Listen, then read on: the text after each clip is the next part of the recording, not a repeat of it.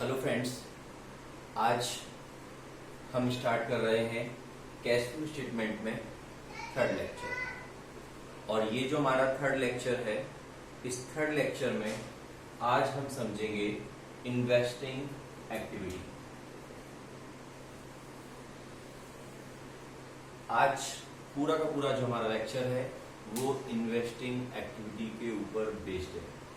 हमने फर्स्ट और second lecture में ये समझा था कि कैश फ्लो स्टेटमेंट के अंदर हमारे पास ऑपरेटिंग एक्टिविटी है, हमारे पास में इन्वेस्टिंग एक्टिविटी है, हमारे पास में फाइनेंसिंग एक्टिविटी है, हमारे पास में कैश एंड कैश इक्विवेलेंट है। कैश एंड कैश इक्विवेलेंट मैंने सेकंड लेक्चर में क्लियर कर दिया था और मैंने आपसे ये भी कहा था कि ऑपरेटिंग फर्स्ट एक्टिविटी है, पर मेरा मानना ये है कि मैं पहले इन्वेस्टिंग को लूंगा, फिर मैं फाइनेंसिंग को लूंगा, फिर मैं ऑपरेटिंग एक्टिविटी को लेकर के आगे बढ़ूंगा। तो आज हम स्टार्ट कर रहे हैं इन्वेस्टिंग एक्टिविटी। सबसे पहले मैं आपको ये समझा दूं कि इन्वेस्टिंग एक्टिविटी को समझने के लिए हमें समझना होगा कि बिजनेस के अंदर हमने किन चीजों का एक्विजिशन किया है, हमने बिजनेस के अंदर कौन सी चीजों का डिस्पोजेबल किया है।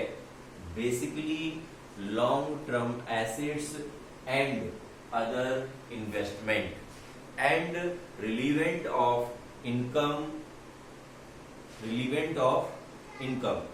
बेसिकली जब हम इन्वेस्टमेंट करेंगे तो हमें कहीं ना कहीं इनकम भी उससे जनरेट होगी। वो इनकम कैसे जनरेट होगी ये भी हमें समझना होगा। सबसे पहले हम यहाँ पर बात कर रहे हैं फिक्स्ड एसेट्स। फिक्स्ड एसेट्स में हमारे पास में दो चीजें हैं। हम बहुत अच्छे से जानते हैं कि टेंजिबल एसेट्स भी हैं, इंटेंजिबल एसेट्स भी हैं। टेंजिबल एसेट्स का मतलब होता है जिनको हम टच कर सकते हैं। बेसिकली ये बोर्ड, ये मेरे लिए टेंजिबल एसेट है। ये सारी चीजें आपने 11th में भी पढ़ी होगी। इंटेंजिबल एसेट का मतलब होता है जिन्हें हम टच नहीं कर सकते हैं, जिन्हें हम फील करते हैं। बेसिकली कंप्यूटर के अंदर जो सॉफ्टवेयर है वो एक इंटेंजिबल एसेट है, गुडविल है वो इंटेंजिबल एसेट है। अब हम बात समझ लें इनकम फ्रॉम इन्वेस्टमेंट। क्या समझ लें हम?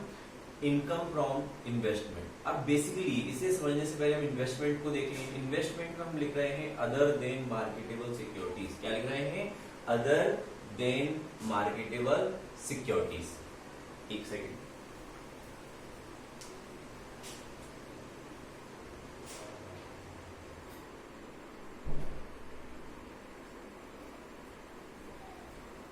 हम बात कर रहे हैं अदर देन मार्केटेबल सिक्योरिटीज, यानी कि इन्वेस्टमेंट, ऐसे इन्वेस्टमेंट जो मार्केटेबल सिक्योरिटीज से अलग हो। मार्केटेबल सिक्योरिटीज का मतलब होता है कि अगर हमने पैसे शेयर्स में इन्वेस्टमेंट कर दिए हैं, या हमने पैसे डिवेंचर्स में इन्वेस्टमेंट कर दिए हैं, ठीक है ना, या फिर हम बॉन्ड्स में लगा दिए हैं, ये सारी चीजें हमारे पास में आ जाती हैं मार्केटेबल सिक्योरिटीज में। अब मैं आपको ये भी क्लियर कर दूं कि अगर मेरा फर्स्ट और सेकंड लेक्चर अगर आपने देखा होगा, नहीं देखा है तो आप फिर से जाकर के वीडियो में देख सकते हैं। मार्केटेबल सिक्योरिटीज को मैं आपको बता चुका था कैश एंड कैश इक्विवेलेंट में, तो वहां जाकर के आप देखेंगे तो वो चीज आपको क्लियर हो जाएगी। अब मैं बात करता हूं इनकम फ्रॉम इन्वेस्टमेंट। अब इनकम फ्रॉम इन्वेस्टमेंट में हमारे पास में कौन सी चीजें हम देखेंगे? जब हम इन्वेस्टमेंट करेंगे, वो इन्वेस्टमेंट हो सकता है हमने किसी बिल्डिंग में किया हो तो हमें वहां से रेंट रिसीव हो जाएगा, हो सकता है हमने डिवेंचर्स में लगाया हो तो हमें इंटरेस्ट मिल जाएगा, हो सकता है शेयर्स में लगाया हो तो हमको डिविडेंड मिल जाएगा। तो बेसिकली ये आइटम्स हमारे पास में हो जाते हैं। अब हमें समझना ये है, अभी तो मैंने बेसिकली एक आइटम समझा दिए, पहले मैंने आपको यहाँ पे शॉर्ट में बताया, फिर उसको और यहाँ पर मैंने डीप कर दिया। अब मैं ये भी समझा दूं इनफ्लो और आउटफ्लो, क्योंकि जब हमने कैश फ्लो स्टार्ट किया था तो बेसिकली मैंने आपको यही समझाया था कि हमें ये समझना पड़ेगा किन चीजों से हमारे पास में कैश आ जाएगा और किन चीजों से हमारे पास से कैश चला जाएगा, हमें वो भी समझना होगा। क्योंकि वो समझेंगे तभी हम नेट चेंज निकाल पाएंगे इन्वेस्टिंग एक्टिविटी का। और अगर आपको ध्यान हो, मेरा फर्स्ट लेक्चर अगर आप जाकर के देखेंगे तो ये भी देखेंगे कि इन्वेस्टिंग एक्टिविटी का जो आंसर है वो प्लस में भी आ सकता है, माइनस में भी आ सकता है। इसका मतलब है कि अगर इनफ्लो ज्यादा होगा आंसर प्लस में मिल जाएगा, आउटफ्लो ज्यादा होगा आंसर माइनस में मिल जाएगा, यानी कि दोनों का नेट करके हमें एक आंसर निकालना होगा। मे बी वो कभी कभी जीरो भी आ जाता है, लेकिन उसके चांस कम होते हैं। अब मैं इन्हीं सारी चीजों को इनफ्लो में समझा दूं तो सेल ऑफ फिक्स्ड एसेट्स हो गया, मेरे पास में रेंट हो गया, इंटरेस्ट हो गया, डिविडेंड हो गया, सेल ऑफ इन्वेस्टमेंट हो गया, रीपेमेंट रिसीव हो गया। रीपेमेंट रिसीव का मतलब ये है यहाँ पर कि अगर मैंने किसी को लोन दिया है तो सिंपल सी बात है वो लोन मुझे चुकाएगा भी, वो लोन मुझे रिसीव भी होगा। तो अगर वो रीपेमेंट मुझे कर देता है, रिसीव हो जाता है, तो मेरे लिए प्लस हो जाएगा। और यही मैं आगे देख लूं, परचेज कर रहा हूँ फिक्स्ड एसेट्स को, कैश मेरी जेब से निकल के चला जाएगा। लोन एंड एडवांसेस गिवन अगर मैं किसी को दे रहा हूँ तो भी कैश चला जाएगा।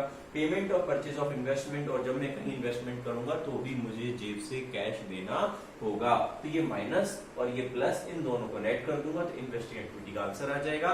आप सीबीएसई के जो स्टूडेंट्स हैं, बेसिकली ये मैं उन्हीं के लिए बता रहा हूँ, या फिर जो आईसीएसई के स्टूडेंट्स हैं उनकी बात में करूं तो वो जाकर के अपना जो इन्वेस्टिंग एक्टिविटी में आप जाकर के देखेंगे तो इनका आपको फॉर्मेट मिल जाएगा। क्योंकि मैंने फॉर्मेट यहाँ पे इसलिए नहीं लिखा है क्योंकि मेरे पास में स्पेस भी कम है, और दूसरा मैं चाहता हूं कि कम समय में हम ज्यादा चीजों को कवर अप कर पाए, इसलिए ये सारी चीजें आप फॉर्मेट में जाके देख लेंगे। ये वहां प्लस में लिखा होगा, ये माइनस में लिखा होगा, इनका नेट कर देंगे, आंसर आएगा। अगर आंसर आपका प्लस में आएगा तो वो मेरे लिए इनफ्लो की बात, मतलब कि मोर देन इनफ्लो है, किससे, आउटफ्लो से। और अगर आंसर माइनस में आएगा तो मेरे का मतलब है कि आउटफ्लो मेरे पास में मोर देन है एज कंपैरिजन टू इनफ्लो। जब मोर देन होता है तो हम उसका आंसर यूज में लिखते हैं, और जब हमारे पास में इनफ्लो ज्यादा होता है तो उसका आंसर हमारे पास में पॉजिटिव होता है, और उसे हम नॉर्मल लिख देते हैं नेट इन्वेस्टिंग एक्टिविटी। ये आप जाकर के इस फॉर्मेट में देख लीजिएगा। फिर भी कोई प्रॉब्लम हो तो आप कमेंट में मुझसे पूछ सकते हैं। अब हमारे पास में बात हो जाती है इन्वेस्टिंग एक्टिविटी में इनफ्लो की, आउटफ्लो की। ये भी चीज क्लियर हो जाती है, ये चीज भी क्लियर हो जाती है। अब मैं आगे बढ़ता हूं फिक्स्ड एसेट्स। अब प्रॉब्लम ये आती है कि जो फिक्स्ड एसेट्स है हमारे पास में, हमने 11th पढ़ा है, डेप्रिसिएशन हमने पढ़ा था, और जब हमने 11th पढ़ा और जब हमने डेप्रिसिएशन पढ़ा तो हमने कहीं ना कहीं ये भी समझा था कि जो एसेट्स होती हैं उस पर डेप लगता है। जब हमने वहां पर अकाउंट्स बनाए थे एसेट्स की तो हमने देखा था कई बार हम उस एसेट को सेल करते थे। एसेट को जब हम सेल करते थे तो उस पर कई बार हमें प्रॉफिट भी होता था, कई बार हमें लॉस भी होता था, और कई बार जब हम उस एसेट को सेल आउट करते थे तो कई बार हम कोई एसेट परचेज भी कर लेते थे। तो बेसिकली हमें ये सारी चीजों का एडिशमेंट भी करना होगा, क्योंकि हम ये मिसिंग फिगर्स जानना चाहते हैं, किस चीज के मिसिंग वैल्यूज जानना चाहते हैं, सेल का, परचेज का, गेन का, लॉस का, डेप का। इनमें से कुछ दिए होंगे और जो नहीं दिए होंगे वो हमारी वैल्यू मिसिंग फिगर्स में निकल करके आ जाएंगी, और उनको हम नोट डाउन कर लेंगे। अब हमें समझना ये है कि मैंने फिक्स्ड एसेट्स में लिखा हुआ केस 1 और केस 2। केस 1 में लिखा हुआ रिटन डाउन वैल्यू, केस 2 लिखा हुआ है cost of fixed assets given हो या एक्यूमुलेटेड डेप्रिसिएशन का अलग से उसमें गिवन है। इसका मतलब है कि ये हमारे पास में सेकंड मेथड है, और रिटन डाउन वैल्यू मतलब मेरे पास में फर्स्ट मेथड है। अब मैं फिर से 11th क्लास में अगर मैं जाऊं डेप्रिसिएशन के चैप्टर में, तो 11th क्लास में डेप्रिसिएशन के चैप्टर में आपने वहां पर पढ़ा था प्रोविजन फॉर डेप्रिसिएशन। बेसिकली ये वही है। प्रोविजन फॉर डेप्रिसिएशन में आपने ये पढ़ा था कि जो हमारे पास में फिक्स्ड एसेट्स के अकाउंट बनते थे वहां पर हम डेप्रिसिएशन तभी चार्ज करते थे जब हम उस एसेट को सेल आउट कर देते थे।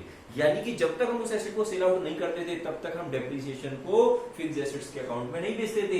हर साल हम वही की वही वैल्यू रिपीट करते जाते, first year, second year, third year, fourth year, और फिफ्थ ईयर में जाकर अगर हमने उस एसेट को बेचा है तो फिफ्थ ईयर में पूरा डेप एक्यूमुलेटेड करके सेल पर जो लगा है, यानी कि मान लीजिए वो मशीनरी मेरे पास 1 लाख की थी और मेरे पास में 4 इयर्स तक कोई डेप मैंने चार्ज नहीं किया, 1 लाख चलती जा रही है, और जो डेप है वो अलग से प्रोविजन के अकाउंट में चलता जा रहा है। लेकिन अगर 5th ईयर में वैसी एसेट को अगर मैंने सेल कर दिया तो फिर मुझे पूरा एडिशमेंट करना होता था। सपोज मैं एक एग्जांपल अगर आपको दे दूं, चलो मैं अभी तो नहीं दे रहा हूं, पहले मैं ये समझ लूं, फर्स्ट सेकंड में इसको एग्जांपल को देकर के आपको समझा दूंगा। अब मेरे पास बात आ जाती है फर्स्ट की रिटन डाउन। मान लीजिए written down value, written down कैसे है आप इनमें से समझ जाएंगे। अगर ये गिवन नहीं है इसका मतलब आपका रिटन डाउन वैल्यू है। रिटन डाउन वैल्यू जब आपके पास में है तो फिक्स्ड एसेट्स का जब आप अकाउंट बनाएंगे तो अगर 11th आपने पढ़ा है बहुत आसान है, फिर मैं आपको यहाँ समझा देता हूँ। टू बैलेंस बीडी, यानी कि जो ओपनिंग बैलेंस दिया होगा वो आप यहाँ लिख देंगे, क्लोजिंग बैलेंस दिया होगा वो आप यहाँ पे लिख देंगे। ठीक है, अब ओपनिंग हो गया, क्लोजिंग हो गया, इसके बाद में उसमें हमें डेप गिवन होगा क्वेश्चन में। अगर क्वेश्चन में डेप गिवन है हम यहाँ पे डेप लिख देंगे। अगर हमने किसी एसेट को सेल किया है, कितने में सेल किया वो हम यहाँ पे लिख देंगे। कई बार क्वेश्चन में सेल की वैल्यू नहीं दी होती है, हमें ये दिया होता है कि हमने उस एसेट को बेचा लेकिन कितने में, नहीं ये नहीं गिवन। फिर वहां ये गिवन होता है कि उस एसेट को बेचने पर लॉस कितना हुआ, तो अगर लॉस कितना हुआ लॉस लिख देंगे, सेल गिवन नहीं छोड़ देंगे। हो सकता है सेल भी गिवन तो हम सेल भी लिख देंगे, लॉस भी लिख देंगे, डेट भी लिख देंगे, बैलेंस हमने लिख ही दिया, ये बैलेंस हमने लिख ही दिया। अब एक बहुत सिंपल सी चीज है, बच्चे इस चीज को कई बार पूछते हैं कि सर यहाँ लॉस हो गया, यहाँ पर गेन हो गया, आपने दोनों लिख दिए हैं। मैंने यहाँ पर दोनों इसलिए लिखे हैं कि इनमें से कोई एक हो सकता है, या तो उस एसेट पे सेल होने से उस एसेट पे प्रॉफिट हो सकता है, या फिर उस एसेट पे लॉस हो सकता है। तो अगर लॉस हो गया है तो गेन नहीं आएगा, गेन हो जाएगा तो लॉस नहीं आएगा, इसमें कंफ्यूज मत कीजिएगा, ठीक है। लेकिन इन दोनों में से कोई एक आपको मिल जाएगा, ठीक है। अब हमारे पास में अगर सारी चीजें हैं तो हमारे पास में परचेज का बैलेंस आ जाएगा, और अगर परचेज गिवन है तो हमारे पास में सेल का बैलेंस आ जाएगा। सेल भी है, परचेज भी है, सब कुछ है, तो हमारे पास में लॉस का बैलेंस आएगा। इस तरीके से इसमें से हमें कुछ ना कुछ बैलेंस निकल के आएगा, क्योंकि हम ये बना ही इसलिए रहे हैं कि इसमें से एक आध वैल्यू कम है, जो वैल्यू कम है वो हमें निकालना है, उससे निकाल करके हमें आगे भेजना है, तभी जाकर के हमारा कैश फ्लो स्टेटमेंट बनेगा। फॉर एग्जाम्पल जैसे मान लीजिए यहाँ पे गेन है, अब गेन जो है हमारे पास में इन्वेस्टिंग में तो वो कहीं नहीं आएगा, लेकिन जब हम पूरा कैश फ्लो स्टेटमेंट पढ़ेंगे तो जो इसमें से गेन निकल करके आएगा वो गेन आपका ऑपरेटिंग एक्टिविटी में एडजस्टमेंट करना पड़ेगा। जब मैं ऑपरेटिंग समझाऊंगा उस समय मैं आपको बताऊंगा कैसे कहाँ एडजस्टमेंट होगा, लेकिन अभी हमें यहाँ केवल निकालना सीखना है, ठीक है। इस तरीके से मेरा फर्स्ट मेथड हो जाता है, यानी कि फर्स्ट मेथड से मेरे पास में जो भी वैल्यू मिसिंग होंगी, मान लो सेल की वैल्यू मिसिंग थी तो सेल आ जाएगी, ठीक है, क्योंकि सेल तो यहाँ में चाहिए, ठीक है ना। बाकी लॉस आ जाएगा, ये में यहाँ कोई इसका यूज नहीं है, गेन आ जाएगा, यहाँ कोई यूज नहीं है। अगर परचेज अगर निकल के आ जाएगा तो परचेज का भी यहाँ पर यूज है। तो इस तरीके से हमने ये अकाउंट बना लिया, इसके हिसाब से हम यहाँ पर इनको पोस्टिंग कर देंगे, फॉर्मेट में रख देंगे, इन्वेस्टिंग का आंसर हमारे पास में निकल के आ जाएगा। अब मैं बात करूं कि सर सपोज कर लीजिए कि फिक्स एसेट्स जो हमारे पास में वो रिटन डाउन वैल्यू पर न देकर के हमें कॉस्ट ऑफ फिक्स एसेट्स के बेसिस पे दी हुई है। अब कॉस्ट ऑफ फिक्स एसेट्स के बेसिस पे दी हुई है तो मतलब वहां पर एक्विटेड डेट भी होगा। तो सबसे पहले आपको ये समझना पड़ेगा कि जो ये सेकंड मेथड है, सेकंड मेथड में आपके दो अकाउंट्स बनेंगे। फर्स्ट अकाउंट आपका बनेगा फिक्स एसेट्स का, और सेकंड अकाउंट आपका बनेगा एक्यूमुलेटेड डेट का, यानी कि आपके दो अकाउंट बनेंगे। फर्स्ट केस में एक ही अकाउंट बनेगा, और जो हमारे पास में सेकंड केस है उसमें हमारे पास में दो अकाउंट बनेंगे। अब जो फिक्स एसेट्स का अकाउंट है, अगर मैं इस अकाउंट को देख लूं तो ये मान के चलिए कि जो फिक्स एसेट्स का अकाउंट जो सेकंड मेथड में बनने वाला है और जो यहां बना हुआ है इसमें ज्यादा अंतर नहीं है। तो सर फिर क्या अंतर है? ज्यादा अंतर नहीं है, तो एक ही अंतर है। यहां जो हम ये डेप लिखा हुआ है, इस डेप की जगह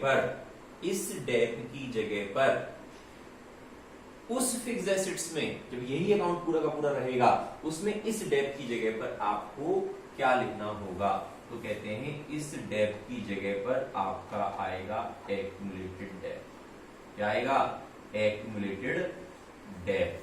जो भी मशीनरी आपने सेल की है उस सेल वाली मशीनरी पर अभी तक का एक्यूमुलेटेड डेप्रिसिएशन कितना है, बेसिकली लिखा हुआ है। टू मशीनरी अकाउंट क्या? Dep on sale of machinery transfer, यानी कि जो मशीनरी आपने यहां लिखी है तो डेप किसका आ रहा है? जो मशीनरी हमने सेल की है, जो मशीनरी हमने सेल की है उसका डेप जो भी होगा वो ट्रांसफर हो जाएगा, और यही मैं कह रहा हूं वो हम यहां पर लिखेंगे। अब एक कंफ्यूजन है, अगर ये क्वेश्चन में गिवन है तो यहां कोई प्रॉब्लम ही नहीं है, यहां रख देंगे ये पूरा बन जाएगा। लेकिन अगर ये क्वेश्चन में गिवन नहीं है, इस केस में एक्यूमुलेटेड का डेप्रिसिएशन अकाउंट बनाना कंपलसरी है। ये बच्चों को बहुत डाउट होता है, फिर से सुन लीजिएगा कि अगर क्वेश्चन में मशीनरी का जो डेप है, जो मशीनरी हमने सेल की है उसका जो डेप है, जिसे हम एक्यूमुलेटेड डेप्रिसिएशन कह रहे हैं, वो अगर क्वेश्चन में दिया हुआ है तो हम यहाँ डायरेक्ट लिख देंगे, कोई दिक्कत नहीं है। मतलब ये कि अगर हम एक्यूमुलेटेड डेप्रिसिएशन अकाउंट ना भी बनाएं तो भी अकाउंट हमारा बन जाएगा, और तो भी हमारा इन्वेस्टिंग का आंसर आ जाएगा। तो सर अभी तो आपने कहा कि इसमें दो अकाउंट बनेंगे, मैंने इसलिए कहा है दो अकाउंट बनेंगे। पहला केस ये कि अगर ये गिवन नहीं है तो जब तक ये नहीं निकलेगा तब तक यहाँ पे हम पोस्टिंग ट्रांसफर नहीं कर पाएंगे, और जब तक यहाँ ट्रांसफर नहीं कर पाएंगे तब तक सेल और परचेज नहीं निकलेगा। पहला केस तो ये। दूसरा केस फिर से अच्छे से सुनिएगा, पहला केस क्लियर। दूसरा केस ये कि अगर ये क्वेश्चन में दिया हुआ है तो ये निकल जाएगा, और अगर ये निकल जाएगा तो इसे बनाने की जरूरत क्या है? बिल्कुल सही बात। तो सर फिर क्या करें? इसको ना बनाएं? बिल्कुल ना बनाएं, काम कर जाएगा इन्वेस्टिंग में। लेकिन ये सीखना इसलिए जरूरी है कि जब आप ऑपरेटिंग एक्टिविटी सीखेंगे, जब आप ऑपरेटिंग एक्टिविटी सीखेंगे उस समय आपको चाहिए प्रॉफिट एंड लॉस अकाउंट का ये जो डेप में लिख रहा हूं, यहाँ डेप निकल करके आएगा, ये डेप ऑपरेटिंग एक्टिविटी में ट्रांसफर होगा। फिर से सुन लीजिएगा, ये जो डेप का अगर ये गिवन है, बैलेंस बीडी भी गिवन मिल जाएगा, सीडी भी गिवन मिल जाएगा, all three items are confirmed in question, then profit and loss account का ये जो डेप है ये हमारा बैलेंसिंग फिगर निकलेगा और ये जाएगा ऑपरेटिंग में। जब तक ऑपरेटिंग का आंसर नहीं आएगा तब तक कैश फ्लो स्टेटमेंट नहीं बनेगा। इसका मतलब ये सीखना हमारे लिए जरूरी है, इसलिए हम इसे इन्वेस्टिंग में ही सीख लेंगे। फिर से मैं आ जाऊं, एक बार क्लियर कर देता हूं ताकि आपको कंफ्यूजन ना हो। Case first written down value method, case two cost of fixed assets estimated depreciation. अगर मेरे पास रिटन डाउन वैल्यू है मेरा एक ही अकाउंट बन जाएगा, कहानी यही खत्म हो जाएगी। लेकिन अगर मेरे पास में कॉस्ट ऑफ फिक्स्ड एसेट्स है तो मेरे पास में टू अकाउंट्स मेंटेन होंगे। टू अकाउंट्स मेंटेन में एक फिक्स्ड एसेट्स का होगा, एक एक्टिवेटेड का होगा। Fixed assets account same to same यही रहेगा, कोई डिफरेंस नहीं है। डिफरेंस एक आइटम का है, वो आइटम है डेप। इस डेप की जगह पर टू मशीनरी अकाउंट ब्रैकेट में dep on sale of machinery, जो मशीनरी मैंने सेल की है उस पर कितना डेप लगा है वो डेप हमारा यहाँ पे आएगा। अब फिर मैंने आपसे ये कहा था कि अगर ये क्वेश्चन में गिवन है डायरेक्ट लिख देंगे, टेंशन नहीं है, इसे ना भी बनाएंगे चलेगा। लेकिन बना क्यों रहे हैं? बना इसलिए रहे हैं कि अगर ये क्वेश्चन में नहीं है तो फिर हमें ये निकालना पड़ेगा। जब ये नहीं है तो ये और ये तीन आइटम दिए होंगे, ये निकल के आ जाएगा, ठीक है, और ये आ जाएगा, छोड़ा के यहाँ रख देंगे, कहानी खत्म हो गई। लेकिन सर जब ये दिया ही हुआ है और ये आंसर आएगा तो उसको ना बनाएं, बिल्कुल सही बात, ना बनाएं, इन्वेस्टिंग में जरूरत नहीं है। लेकिन फिर क्यों बना रहे हैं? इसलिए बना रहे हैं क्योंकि ऑपरेटिंग के लिए हमें ये चाहिए, ये डेप चाहिए। हमें किसके लिए चाहिए? ये ऑपरेटिंग के लिए। ये कहां पर जाएगा? ऑपरेटिंग में। और जब ये ऑपरेटिंग में जाएगा तो फिर सीखना ही पड़ेगा कैश फ्लो स्टेटमेंट। पढ़ तो क्या रहा है कैश फ्लो स्टेटमेंट, तो सीखना ही पड़ेगा, इसलिए हम इसको सीख लेते हैं। इस तरीके से हमारी ये कहानी खत्म हो जाती है इन्वेस्टिंग एक्टिविटी की। इसके बेसिस पे आप इन्वेस्टिंग एक्टिविटी के क्वेश्चन को सॉल्व आउट कर सकते हैं। और जब भी मैं अगला वीडियो